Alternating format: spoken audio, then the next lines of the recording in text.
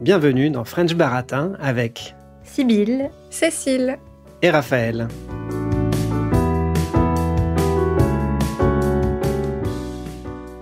D'après l'IFPI, qui représente l'industrie du disque dans le monde, les gens passent en moyenne 20,7 heures par semaine à écouter de la musique. C'est le double du temps passé à manger, qui lui n'est que d'une dizaine d'heures. Et ça ne m'étonne pas trop. Dans notre quotidien, la musique est partout. Aujourd'hui, par exemple, mon téléphone m'a réveillé au son d'une petite musique pop.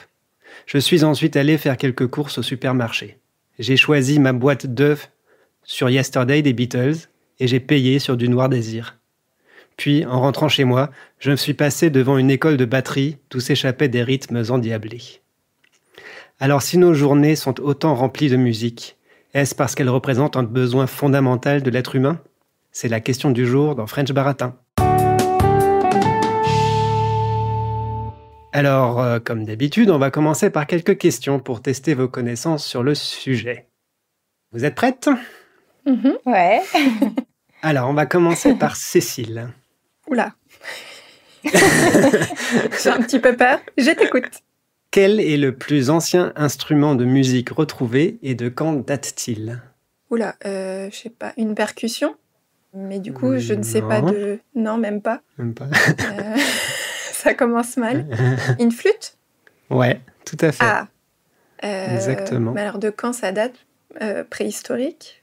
Ouais, c'est préhistorique. En fait, c'est une flûte qui a été retrouvée à Geisenklosterle, une ville un patelin en Allemagne, on va dire. Et cette flûte était fabriquée dans un os d'oiseau, avec des trous qui avaient été percés dedans. Et elle date entre 42 000 et 43 000 ans. Ah ouais. Voilà. Mais évidemment, ça c'est un instrument de musique. Il est fort probable qu'il y ait eu aussi des instruments de percussion qu'on peut plus difficilement identifier, parce qu'au finalement, on peut taper sur tout et n'importe quoi pour faire de la percussion. Tout à fait. Et puis il y a le chant, il y a la voix humaine, évidemment, qui permet de chanter, et ce, potentiellement depuis beaucoup plus longtemps. Alors maintenant, j'ai une question pour Sybille. Ouais. Pourquoi George Gershwin a-t-il baptisé sa Rhapsody in Blue ainsi ? Alors, je connais pas trop la référence, mais je pense Il n'y a pas besoin de connaître que la référence, c'est juste le titre. Il voulait dire qu'il était déprimé parce que le blues, être déprimé. Non, c'était un petit peu le piège. T'as pas une autre idée ? Peut-être qu'il avait plus que de l'encre bleue pour son stylo quand il a écrit la partition. Non, en fait, il était synesthète.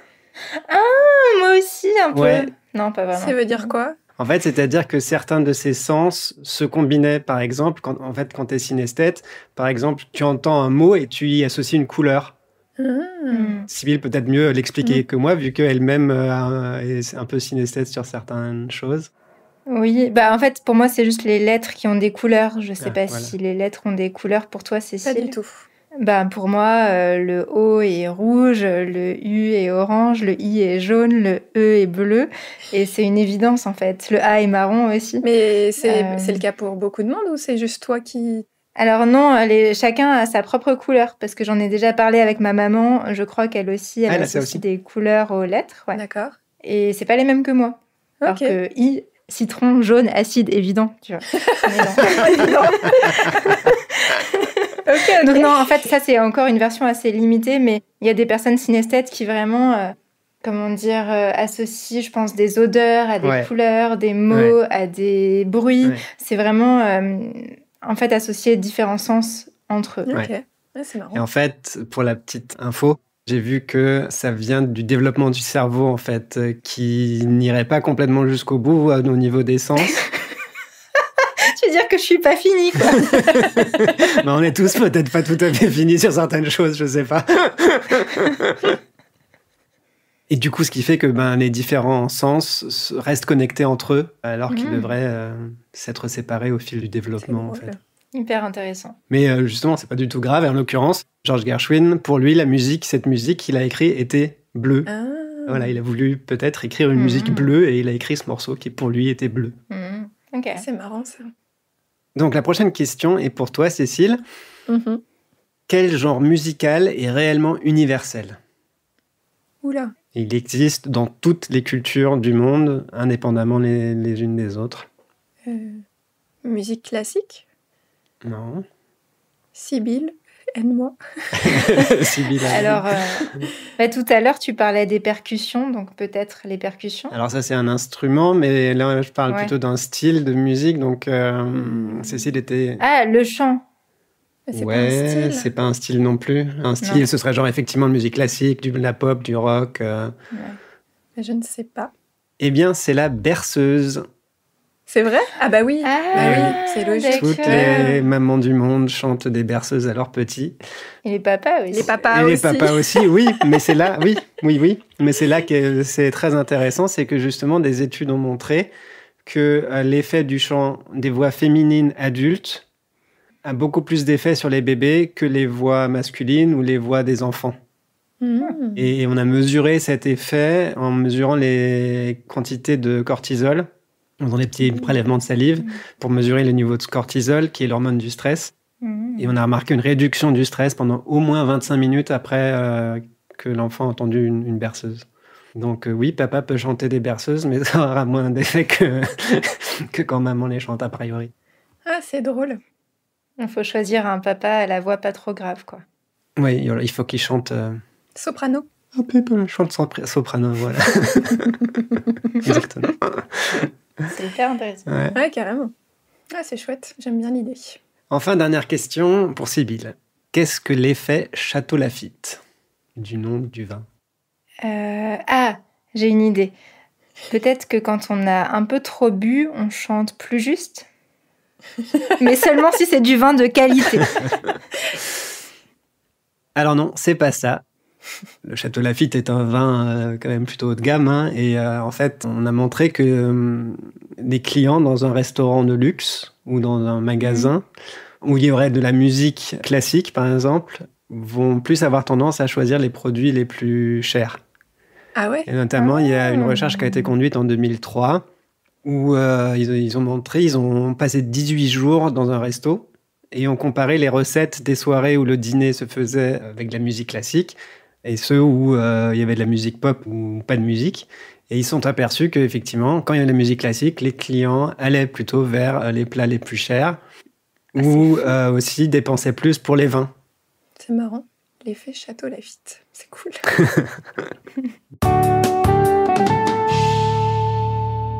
Bon, voilà. Alors, je propose maintenant que vous me parliez toutes les deux un petit peu de vos expériences avec la musique. Alors, est-ce que vous en écoutez souvent? Si oui, dans quel contexte? Et quelle importance la musique a-t-elle pour vous? Sibylle, tu veux commencer? Oui, je veux bien. Alors, en fait, j'avais prévu de vous expliquer, toute fière de moi, que j'écoutais quasiment de la musique tous les jours. Mais maintenant que je sais que la plupart des personnes en écoutent carrément 20 heures par semaine, en fait, c'est pas très impressionnant. Et d'autant plus que ce que je voulais vous dire, c'est que j'écoute de la musique quasiment tous les jours dans le contexte de mon salon, où un merveilleux pianiste du nom de Raphaël vient jouer de temps en temps. Voilà, donc j'écoute beaucoup ce que Raphaël fait au piano, c'est très agréable. Et Je ça met une confirme. belle ambiance. Mais sinon, non, pas trop. Moi, j'écoute, je pense, beaucoup moins de musique que la moyenne des gens, parce que je ne travaille pas en musique, déjà, ça me perturbe d'écouter de la musique. Et quand je fais, par exemple, le ménage ou quand je suis dans le train, je préfère écouter des podcasts ou écouter des audiobooks que d'écouter de la musique. Parce que j'adore les histoires, vraiment. Enfin, donc, j'ai trop envie d'écouter des choses qui me racontent des histoires ou des histoires imaginaires ou vécues, et moins de la musique. Et j'aime bien assister à un concert de temps en temps, mais voilà, j'écoute pas tellement de musique au quotidien, à part le piano dans mon salon. Et donc, l'importance que la musique a dans ma vie, elle n'a pas une importance centrale. Je pense que je pourrais faire sans. Mais c'est pas une expérience possible, comme tu l'as bien dit dans ton introduction, il y a toujours de la musique, donc en fait je me rends peut-être pas compte, peut-être que si je n'avais pas de musique dans ma vie, ça me manquerait quand même un petit peu.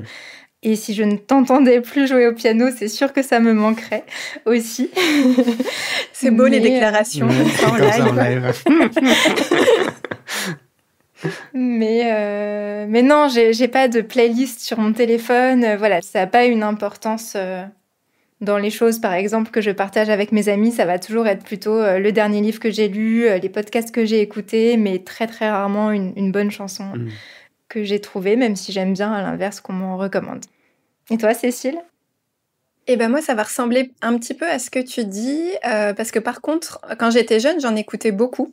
J'en écoutais beaucoup, enfant, via les CD et les vinyles qu'écoutaient mes parents. Après, quand j'étais ado, j'en écoutais beaucoup avec mon MP3 et aussi via les émissions musicales à la télé que je regardais pas mal. Et à la fac, j'avais une voiture et du coup, j'écoutais la musique dans la voiture tous les jours. Donc j'en écoutais vraiment beaucoup. Et en fait, comme beaucoup de choses, en fait, il y a pas mal de choses qui ont changé quand je suis partie de chez moi, puisque je n'avais plus la télé, ni la radio, ni de CD et MP3, parce que c'était la période où, en fait, ce n'était plus l'objet qu'on utilisait pour écouter de la musique. Et donc, ça fait bientôt 10 ans que je n'en écoute plus au quotidien. Et en fait, le fait de moins en écouter, je suis plus au courant des derniers artistes aussi et des dernières musiques. Donc, je ne sais plus trop quoi écouter aujourd'hui, ce qui est un peu embêtant. Et aussi, moi je vis avec un compagnon qui lui ne fait pas de musique, donc je n'en écoute pas au quotidien. Et du coup, on n'a pas ce réflexe ensemble d'en écouter.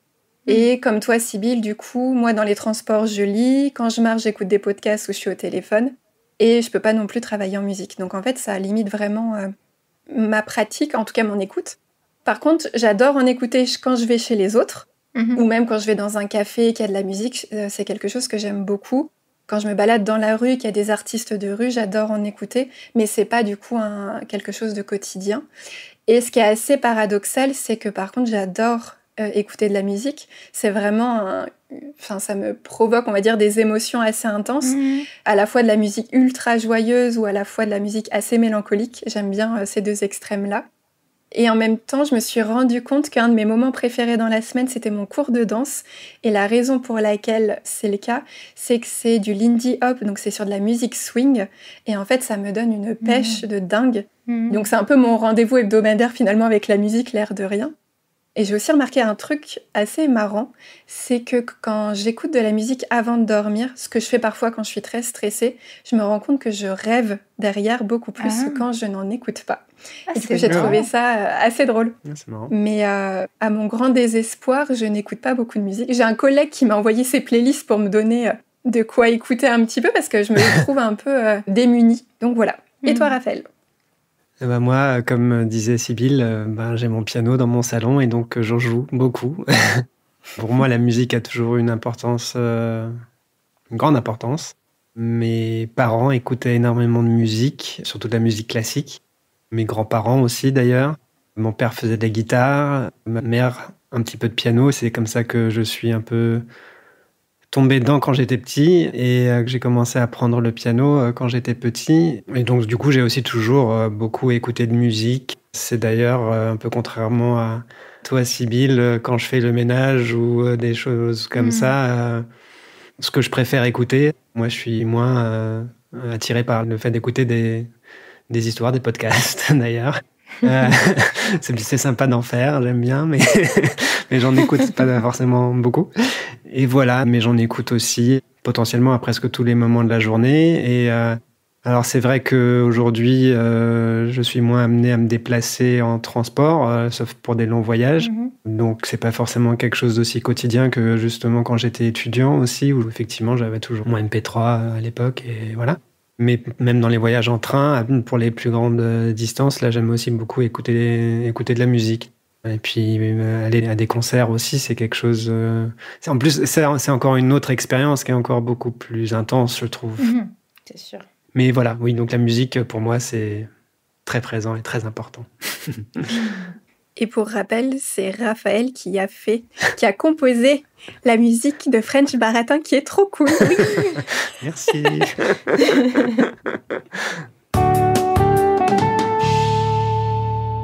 Avant d'aller plus loin, un petit rappel. Nous produisons ce podcast sur notre temps et notre argent personnel, et nous souhaiterions qu'il reste sans pub. Vous pouvez nous soutenir pour le prix d'un café sur Patreon. Vous trouverez le lien dans la description. Merci beaucoup à celles et ceux qui le font déjà. Alors, on a parlé maintenant de l'importance que la musique revêt pour chacun et chacune d'entre nous. Donc on pourrait peut-être discuter de est-ce que la musique est un besoin fondamental de l'être humain, en général. Donc est-ce que pour vous, la musique est une chose qui distingue l'être humain des autres animaux? À quel niveau, du coup? Dans l'écoute ou dans le fait de faire de la musique? Dans le fait d'en écouter, d'en faire, enfin voilà, est-ce que c'est quelque chose qui est exclusif à l'humain? Est-ce que seuls les êtres humains, est-ce que voilà, c'est une caractéristique propre à l'humain, ou est-ce que d'autres animaux font ou écoutent la musique? Parce que je pense aux oiseaux. Est-ce qu'on pourrait pas dire qu'ils font de la musique quand ils chantent? Ou c'est inconscient et du coup c'est pas... En fait, pour les oiseaux, justement, pour la plupart des animaux, on s'est aperçu que les chants en fait, qu'ils font, je pense aux oiseaux, je pense aux baleines aussi par exemple, ont une fonction en fait. Souvent plutôt axée sur la reproduction. Oui. Chez les oiseaux, c'est surtout c'est ça. Souvent ils ont 3 types de sons qu'ils peuvent produire: des cris pour alerter, des sons aussi pour marquer leur territoire, et des chants produits surtout par les mâles pour l'accouplement, pour attirer les femelles, et voilà. Et donc aussi, c'est pour ça qu'on les entend plus aussi au printemps, qui est la période aussi de l'accouplement. Voilà, donc il y a une fonction très particulière. Donc, est-ce que c'est vraiment de la musique? Pas forcément. D'ailleurs, il y avait une expérience intéressante qui a été faite sur des canaris. Ils ont essayé de voir si on pouvait apprendre à des bébés canaris d'autres chants, s'ils seraient capables d'apprendre n'importe quel chant, ou s'ils étaient forcément programmés pour chanter le chant du canari, quoi. En fait, ils sont aperçus que les bébés pouvaient apprendre à chanter tout et n'importe quoi, mais qu'avec leur développement, au moment où ils passaient à l'âge adulte, leur chant se fixait sur le chant de l'adulte qui, avec ses fonctions que j'ai décrites avant. D'accord. Donc elle n'a pas forcément un sens, quoi, la musique. Elle a un objectif, elle a une fonction, mais elle n'a peut-être pas forcément un sens, quoi. Mais je trouve que ça distingue pas forcément, entre guillemets, la musique des animaux de la musique des humains, parce que la musique des humains peut aussi avoir ce genre de sens. Il n'y a qu'à voir le nombre de chansons d'amour qui existent parmi toutes les chansons. Il y a aussi parfois des musiques qu'on fait pour séduire, pour exprimer son amour. Alors, c'est pas aussi codifié que chez les canaris, mais... Quoique. On pourrait presque dire que cette fonction, elle existe aussi dans la musique humaine. On voit bien, je sais pas, le cliché de l'homme dans la rue avec sa guitare qui fait un peu de musique pour séduire une passante. Une sérénade. Voilà, exactement. Ouais, c'est marrant ce que tu dis, parce que c'est effectivement une théorie émise par un scientifique dont je ne me souviens plus le nom, mais que c'est un petit peu son idée fixe apparemment, que la musique chez l'humain, c'est ça aussi, quoi. C'est pour attirer les groupies, quoi. Alors moi, je dis pas que c'est que pour ça, hein. Oui. Attention, je dis juste que ça existe aussi comme fonction. Voilà, c'est que c'est un peu réducteur, effectivement, de dire ça, mais parce qu'en plus, voilà, c'est pas que chez les humains, c'est pas que les hommes qui font de la musique, c'est les femmes aussi. Non, bien sûr. Oui, mais les femmes peuvent vouloir séduire les hommes aussi. Aussi, voilà. Chez les humains. Tout à fait. Mais après, je repense aussi à la deuxième partie de ta question sur le fait d'écouter de la musique. J'entendais dire alors forcément, peut-être pas entre eux, mais on pouvait leur faire, en tout cas, écouter de la musique humaine aux plantes et aux animaux, et qu'on pouvait voir des effets assez étonnants, que la musique avait un réel impact sur le bien-être des plantes et des animaux. Alors chez les plantes, on voyait que c'était potentiellement plus florissant, plus dense, enfin voilà, on voyait que ça avait l'air de faire du bien. Et au niveau des animaux, on disait que, alors selon le type de musique, mais ce qui est peut-être aussi assez logique, c'est que ça les rendait beaucoup plus doux, jovial, qu'ils étaient beaucoup plus à même, alors ça c'est intéressant, mais d'être proche de l'homme, donc à savoir si c'est parce que la musique est humaine ou pas, mais en tout cas que ça avait des vrais bienfaits, la musique sur les animaux. Donc ça veut dire potentiellement que même s'ils en produisent pas, ils y sont aussi sensibles. Un bon exemple peut-être de ça, c'est notre petit chat qui se met souvent à côté de Raphaël quand il joue du piano. Oh. C'est vrai qu'on avait surtout observé ça au début, quand elle était toute petite. Mais là, c'est intéressant justement parce que dans mes lectures, j'ai vu que c'est un peu à prendre avec des pincettes, tout ça, parce que c'est beaucoup d'observations un peu empiriques, où on peut avoir tendance, nous, en tant qu'humains, à projeter des choses, Oui, à vouloir voir des choses là où il n'y en a pas. En fait, le truc, c'est que jusqu'à présent, il n'y a pas énormément d'expériences scientifiques un peu encadrées et sérieuses qui ont pu démontrer l'un ou l'autre. Mais jusqu'ici, ce qui a été démontré, c'est qu'il n'y a pas forcément vraiment d'effet en fait sur les animaux sur lesquels les expériences ont été faites. Il y a notamment une expérience assez connue, en tout cas je pense qu'elle est connue parce que je l'ai revue un peu partout. C'est une expérience où ils ont pris des singes, alors c'était des petits singes, hein, c'était pas des primates comme les chimpanzés. Voilà. C'est des petits singes tamarins qu'ils ont mis dans une cage en V. Dans l'une des branches, il y avait un haut-parleur, dans l'autre aussi. Et d'abord, ils ont testé en fait l'idée de base en y faisant dans l'une des branches des sons agréables de singes qui grignotaient de la nourriture, et dans l'autre des sons désagréables pour les singes, des cris de singes épouvantés, pour voir s'ils allaient plutôt dans l'une ou l'autre des branches. Ils ont vu qu'ils allaient plutôt dans la branche avec des sons agréables pour eux. À partir de ce moment-là, ils ont fait le même test avec d'une part des sons consonants et des sons dissonants dans chacune des branches. Ils pouvaient choisir entre l'un ou l'autre. Et il s'est trouvé que c'était à peu près égal. Ils allaient dans l'un ou l'autre, il n'y en avait rien à faire. Puis ils ont retesté en mettant une berceuse et de la musique électro un peu à donf, quoi, pour exacerber un peu le truc, quoi, parce que voilà. Là, les singes ont préféré la berceuse, mais ensuite ils ont testé entre berceuse et silence. Et là, les singes ont préféré le silence. En gros... Laissez-nous tranquilles. En gros, c'était foutez-nous la paix surtout, quoi. Ils en avaient marre de se faire mettre voilà, dans une cage avec plein de bruit tout le temps. Après, ils se sont demandé si c'était peut-être une question d'inné ou d'acquis. Peut-être que parce qu'ils n'étaient pas suffisamment exposés à la musique, et ben peut-être que voilà, s'ils étaient plus, et ben ils choisiraient plus. Donc ils ont essayé en les exposant pendant 4 mois, plusieurs heures par jour à de la musique consonante, et le résultat n'a pas changé. Ça veut dire quoi, consonante ? Donc ça, c'est des sons qui sont plus agréables que des sons dissonants. Qui vont ensemble. Ah oui, d'accord. Qui vont ensemble. Qui sont agréables à nos oreilles, des intervalles musicaux que nous on aime bien, versus ceux qui sont un peu grinçants, qui sont trop proches et qu'on n'aime pas trop. Mais du coup, ça c'est juste les tamarins, parce que peut-être qu'en fait c'est juste ces singes-là qui sont pas très sensibles à la musique. Oui, effectivement, les tamarins en plus c'est pas franchement les animaux les plus proches de nous, donc en termes d'évolution ou quoi. Donc voilà, il faudrait faire ce genre d'expérience sur des primates comme le chimpanzé avec qui on partage 98% d'ADN, pas avec des tamarins qui sont plus éloignés dans la branche, quoi.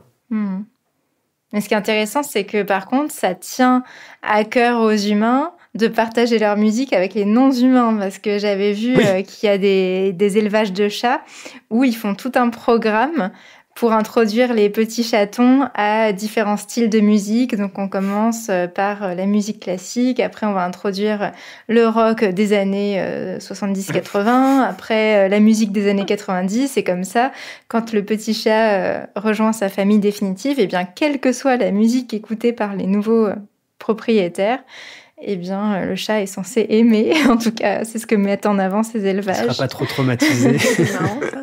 Oui, j'ai vu aussi qu'il y a des groupes qui composent de la musique pour les animaux et pour différents types d'animaux. Donc, il y en a qui font de la musique plutôt pour des chiens et d'autres de la musique plutôt pour des chats.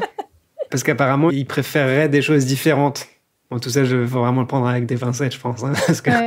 Et donc, les chats préféreraient des musiques où il y aurait dedans des sons qui ressembleraient à des ronronnements. Et les chiens, je sais plus, quelque chose d'autre, tu vois. Et en fait, il y a un morceau comme ça qu'on peut trouver sur YouTube pour chat. Tu peux écouter, mais c'est vraiment pas agréable pour un humain. On entend le ronronnement, le vague ronronnement qu'ils ont mis dedans, ça passe encore, mais il y a des sons plus aigus qui sont assez désagréables en fait à entendre. Donc ouais, on sait pas ce qui leur plaît ou ce qui leur plaît pas. On sait pas. Mais même quand tu parlais tout à l'heure de la question initiale de est-ce que c'est un besoin fondamental de l'être humain, ce qui est marrant, c'est du coup, selon la statistique, on écoute plus de 20 heures par semaine de la musique. Et là, on arrive sur notre échantillon de tous les trois, où Sybille et moi, on n'écoute pas, on est loin de ces 20 heures. Est-ce que c'est du coup vraiment un besoin fondamental ? Enfin, parce que du coup, oui, mais moi, j'ai l'impression de...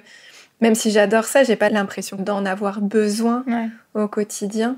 Oui, alors là, effectivement, ce qu'on remarque, c'est que, par exemple, les baleines ou les oiseaux ont des chants qui ont une fonction reproductive ou des choses comme ça. Un oiseau privé de sa possibilité de chanter serait sérieusement handicapé. Alors qu'un humain sans musique, il n'aurait pas de problème, il continuerait à pouvoir, a priori, entretenir des liens sociaux à peu près normaux, et il survivrait sans musique. Donc, oui, t'as raison. Et en même temps, j'écoutais tout à l'heure quelqu'un qui disait que la musique faisait partie de toutes nos célébrations, enfin presque toutes nos célébrations humaines. Ouais. Et du coup, ça fait partie aussi des liens sociaux. Oui, absolument. Donc, c'est vrai que c'est dans ces moments-là, un exemple bête, mais les mariages ou tous les autres événements, mais je pensais à ça récemment. Rien que la berceuse, là, pour en revenir à ça, c'est même limite le point de départ, en fait, de la création d'un lien social là, entre la mère et l'enfant. Les autres membres de la famille éventuellement. Je l'ai testé avec ma nièce, ça marche vachement bien. Voilà. Tu lui as chanté quoi? Je lui ai chanté, pour le coup c'était une berceuse en anglais que j'avais utilisée dans le contexte professionnel et c'est fou parce qu'elle était en pleurs et ça l'a calmée mais direct. C'était hyper agréable, comme t'as l'impression d'être vachement puissant en fait quand t'arrives à faire arrêter un bébé de pleurer. Donc c'était hyper fort. Donc, même la tata ça marche. Mais c'est fou parce que du coup, je pense aux bébés qui ne parlent pas. C'est là où tu vois que, quelle que soit la langue, du coup, c'est vraiment la musique qui va connecter à un instant T deux êtres humains. C'était peut-être un hasard, voilà, mais quand même, c'était un moment hyper fort, j'ai trouvé. Oui, effectivement, quand on observe les bébés, ils vont pas réagir aux paroles, en fait. C'est pour ça que aussi souvent, tu as des berceuses soit avec un texte qui n'a aucun sens, soit apparemment dans certaines régions, dans le bouquin que j'ai lu, il parlait, je crois, en Toscane, les adultes introduisent dans les textes des éléments où ils se plaignent de leurs voisins, de leur mari, donc ça servait aussi un peu d'exutoire pour la mère. Donc à la fois ça permet à la mère de se calmer en chantant tu vois, et le bébé aussi évidemment à travers la musique, mais la mélodie en elle-même qui elle est apaisante. Enfin tout le monde se retrouve apaisé et voilà. Mais ce que tu disais tout à l'heure avec le fait qu'elle était aussi présente dans les mariages, etc. Ça rebondit sur ce que je disais dans l'intro tout à l'heure.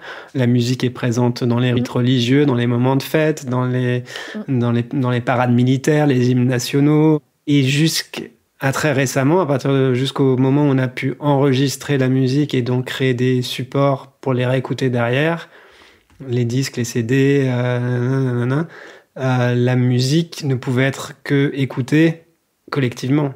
Donc c'était toujours l'occasion d'un lien social en fait. Ah oui. Oui, alors que là on est tout seul avec nos casques. Alors qu'aujourd'hui, maintenant on peut écouter notre musique chacun dans notre coin. Pour la faire, on est encore obligé a priori de se mettre à plusieurs quand on est dans un groupe, etc. Même si on peut faire du piano tout seul ou certains instruments tout seul évidemment, mais en même temps, il continue d'y avoir des concerts.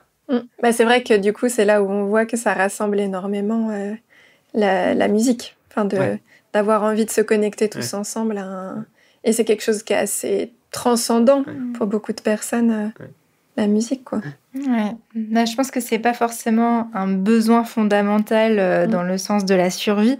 Il y a même des personnes qui supportent pas la musique apparemment, un petit pourcentage de la population. Mais par contre, c'est vraiment, comme vous dites, un outil formidable de lien social. J'ai plusieurs exemples dans ce sens-là. Alors d'abord, dans le sens médical, on n'en a pas parlé, mais la musique peut vraiment jouer un rôle pour aider des personnes qui ont certaines maladies, et notamment Alzheimer. Et justement, ça peut reconnecter les personnes qui ont Alzheimer à leurs souvenirs et à leur entourage. Il y a des expériences qui ont été faites en faisant chanter des chansons de leur passé aux personnes qui ont Alzheimer, et ça leur a permis de retrouver certains souvenirs. Il y a notamment un neuropsychologue qui s'appelle Hervé Platel qui a fait beaucoup d'expériences dans ce sens-là et qui raconte qu'une danseuse, une ancienne danseuse devenue très âgée qui avait Alzheimer, a retrouvé les mouvements du lac des Cygnes en écoutant la musique de ce ballet qu'elle avait dansé. C'est trop beau. Et donc là aussi, la musique permet de se reconnecter à la fois à soi mais aussi aux autres. Et apparemment, les personnes qui ont Alzheimer dans ces expériences ont pu aussi apprendre des nouvelles chansons, alors qu'elles ont beaucoup de mal à apprendre de nouvelles choses. Voilà, donc il y a cet aspect-là. Et puis encore plus, dans la dimension collective, la musique peut carrément jouer un rôle pour créer un lien qui n'était pas là ou qui était abîmé en quelque sorte. Et là, je pense à l'utilisation de la musique dans certaines négociations, dans certaines médiations. Il y a un épisode du podcast Les Pieds sur Terre qui m'avait énormément marqué et auquel j'ai tout de suite pensé quand Raphaël, tu nous as proposé ce sujet. Et c'est un épisode qui parle des négociations difficiles et dans lequel était interviewé un certain Jacques qui est spécialiste de la communication interpersonnelle et qui a servi de facilitateur dans plus de 80 médiations pendant 30 ans. Et notamment, il est intervenu entre des Israéliens et des Palestiniens. Et en fait, ce qu'il raconte dans ce podcast, c'est qu'en 1999, donc c'est pas tout récent, il a participé à une tentative de rapprochement entre des professeurs d'histoire palestiniens et israéliens qui devaient réfléchir à s'il était possible ou pas de présenter une histoire commune, en fait. Et donc, il y avait évidemment des tensions, puisque il y a ce conflit incessant entre Israël et Palestine, qui est d'ailleurs encore plus fort en ce moment. Et en fait, il a observé l'un des professeurs d'histoire palestinien qui jouait un petit peu avec un petit tambourin qu'il avait apporté. Et ça lui a donné l'idée de demander aux Palestiniens d'enseigner une danse aux Israéliens et aux Israéliens d'enseigner une chanson aux Palestiniens, pour voir s'il pouvait y avoir un échange culturel entre les deux groupes. Et donc, à l'issue de cette rencontre de médiation qui avait lieu en Suisse, eh bien, comme il le dit dans le podcast, les Israéliens ont dansé la danse palestinienne et les Palestiniens ont chanté la chanson israélienne.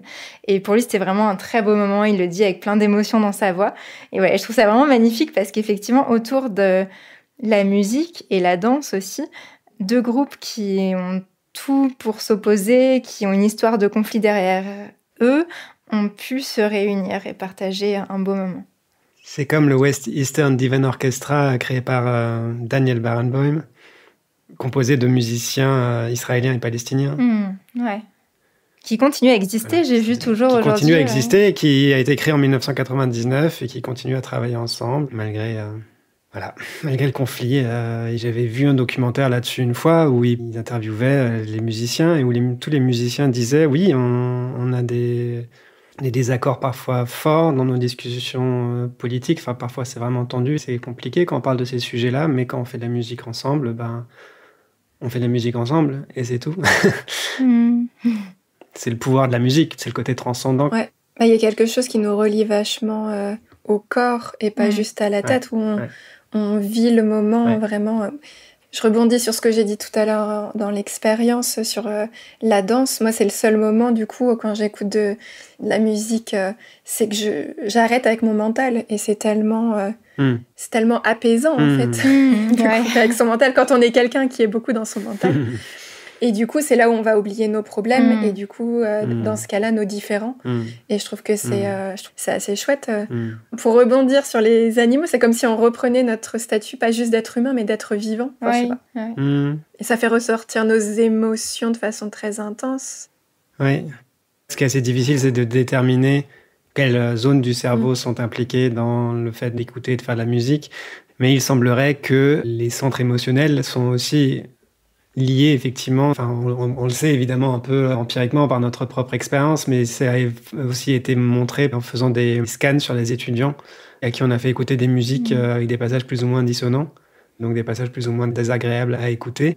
Et quand c'était des passages plus désagréables, il y avait certaines zones qui s'activaient, et quand au contraire c'était des musiques agréables, là c'était notamment aussi le système limbique qui s'activait, qui est le système lié à tout ce qui est récompense, tous les mécanismes de motivation qui sont liés aussi aux choses plus archaïques comme le fait de se nourrir, la reproduction et tout ça, quoi.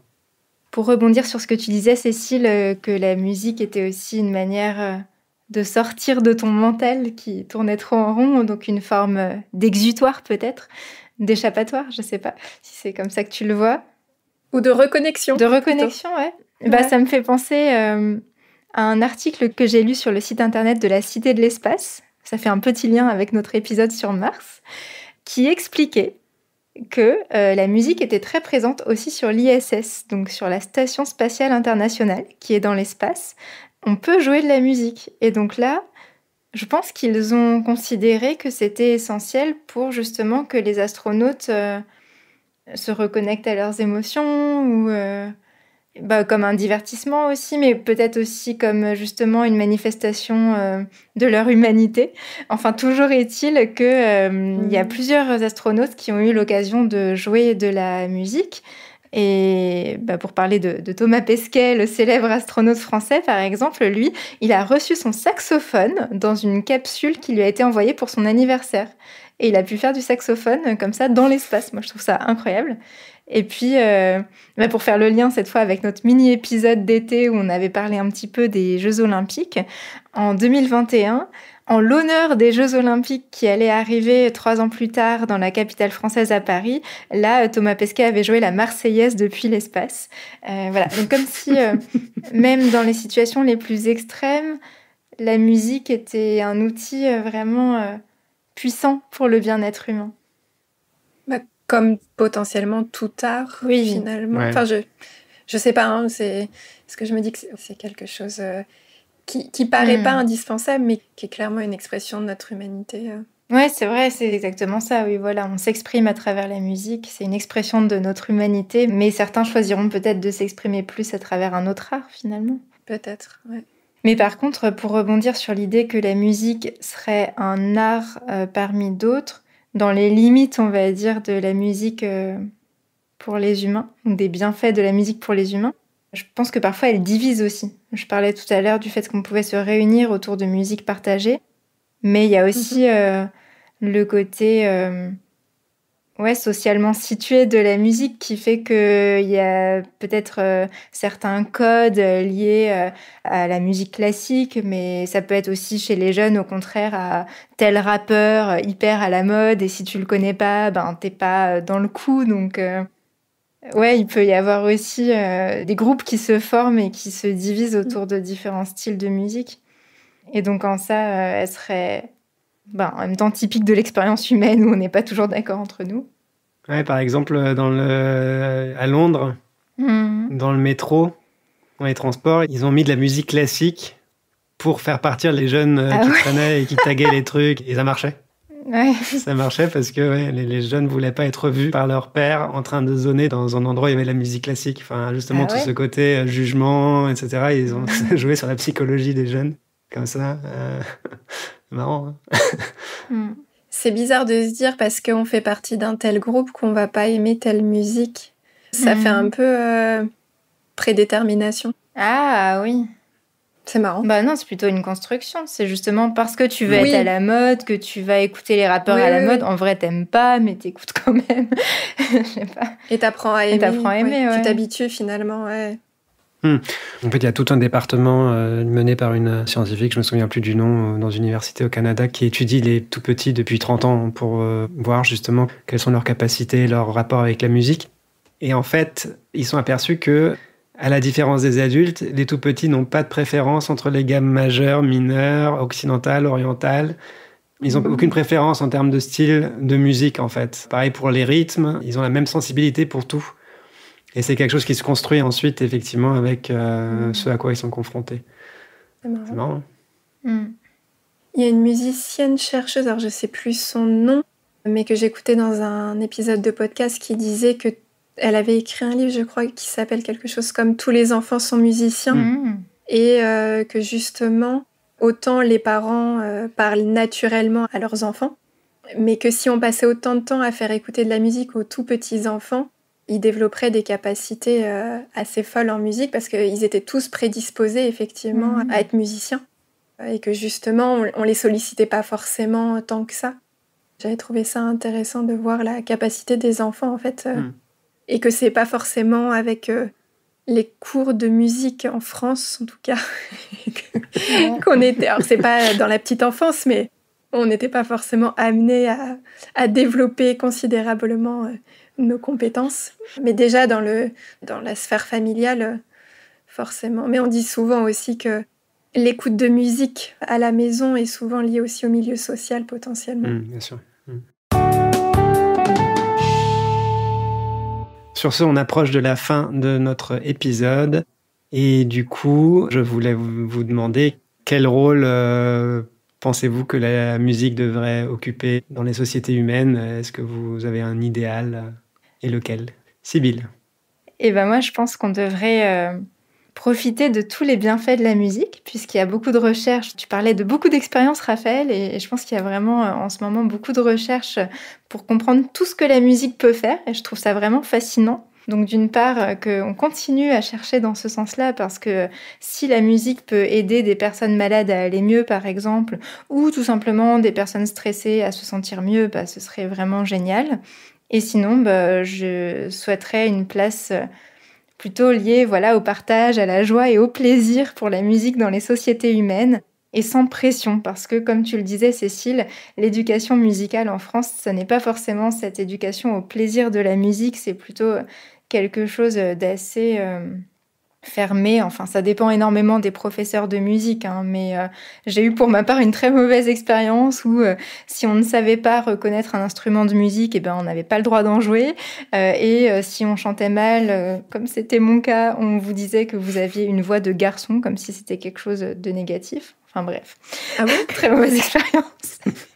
Oui, j'ai une voix de garçon. Je ne sais pas si vous le savez. Je m'en étais pas aperçu en tout cas. Mais non, voilà, en fait, qu'il n'y ait pas du tout d'aspect punitif autour de l'apprentissage de la musique, mais au contraire qu'on en fasse, oui, un objet de partage, de plaisir et de développement de son humanité, pour ne pas avoir peur des grands mots.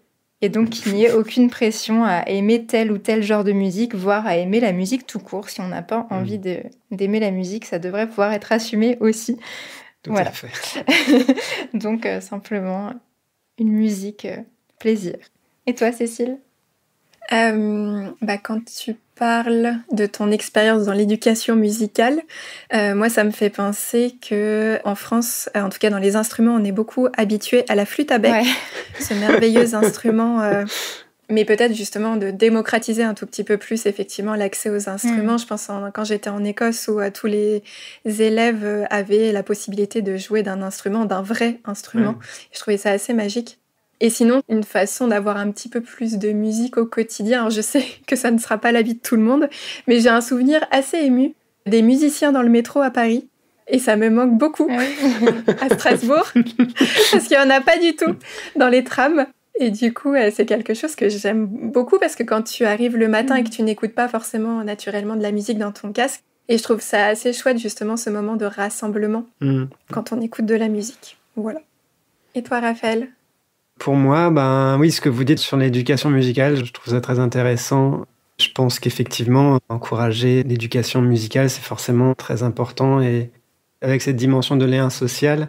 Parce que moi, ce que j'avais beaucoup apprécié aussi, pour le peu de temps où j'ai étudié en conservatoire, c'était la possibilité de jouer avec d'autres musiciens. C'est un petit peu le seul contexte dans lequel j'ai eu cette possibilité. Et ça, c'est une expérience qui est absolument formidable, où on vit vraiment ce lien, un lien social qui va au-delà du lien social qu'on a au quotidien à travers le langage parlé. Et ce que tu disais, Sybille, sur la musicothérapie, je pense que ça, c'est vraiment... aussi hyper intéressant ce qu'on peut faire, je pense, dans ce domaine, et je trouve très bien qu'il y ait de plus en plus de recherches dans ce domaine, aussi pour en démontrer l'efficacité sur le plan scientifique, pour que ça devienne quelque chose de plus admis par les médecins de manière générale, qui ont tendance à avoir besoin de chiffres pour pouvoir décider si un traitement est bon ou pas. Et c'est fini pour aujourd'hui, et la musique de notre générique est là pour vous dire au revoir en douceur. Si vous avez aimé cet épisode, vous pouvez la chanter et en profiter pour parler de French Baratin autour de vous. Et pour approfondir le sujet du mois, rendez-vous sur Patreon, où on partagera avec vous une transcription complète et de nombreux bonus. À bientôt dans French Baratin. À bientôt. À bientôt.